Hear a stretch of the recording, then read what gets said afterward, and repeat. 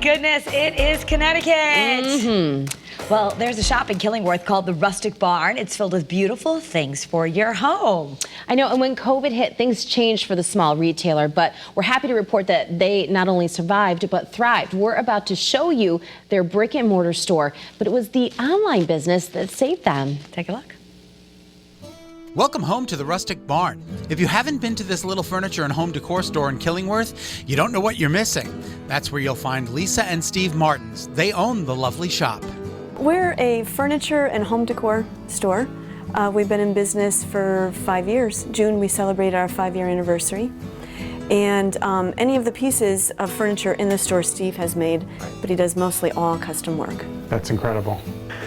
So I had this vintage wheelbarrow wheel, and I kind of made a wheelbarrow out of it, but in the shape of a coffee table. Which is just fantastic.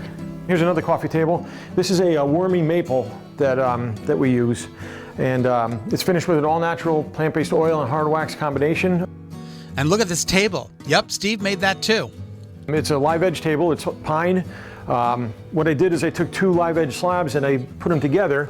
And I kind of married them together with a piece of oak, just to give it a little bit of uniqueness.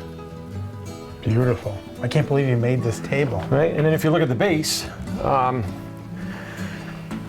this is what we call our nugget-style base. It's all handmade by us.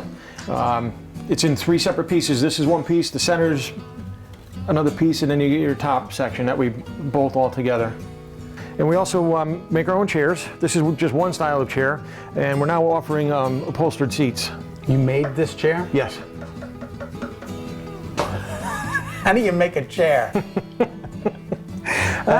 You made this chair? Easy. Yeah. That's pretty remarkable.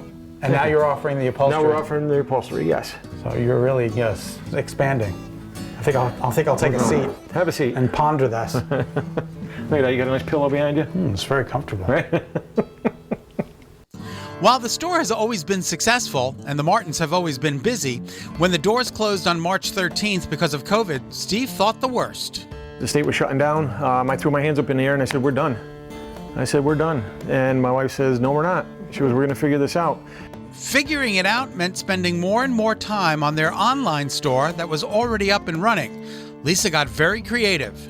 I had to do things that I never probably would have done before, like getting in front of the camera and doing a live, on merchandise and talking about our merchandise. Never, ever would I have done that before. But I think COVID has pushed me personally to grow. As Lisa and Steve grew, so did the business. Lisa and Steve actually turned part of their sales floor into a shipping room. That's how good the business is online. Look at all these boxes. We have orders going out all over the country. And the month of July felt like Christmas. Yeah. Felt like the entire month of December. It's amazing. Why do you think people are, it's a great store, we know that.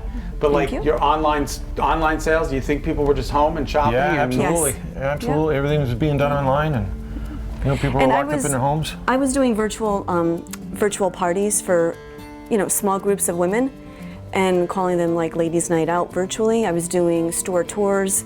My mother-in-law and I, we stepped up our game on social media. We were doing live events every week. So I think a lot of that helped us through. The Comfort Box also helped them through. Steve and I came up with these gift-giving ideas called the Comfort Box, where Steve would actually make the wooden box, and then my mother-in-law and I would decorate the top of it, and those were so popular. People were actually sending them all over the country because it was a time where people couldn't actually be with their families. They couldn't celebrate birthdays, anniversaries. So it was a perfect gift. It was a perfect gift, and people loved it. What's in a Comfort Box? It could have been, a mug.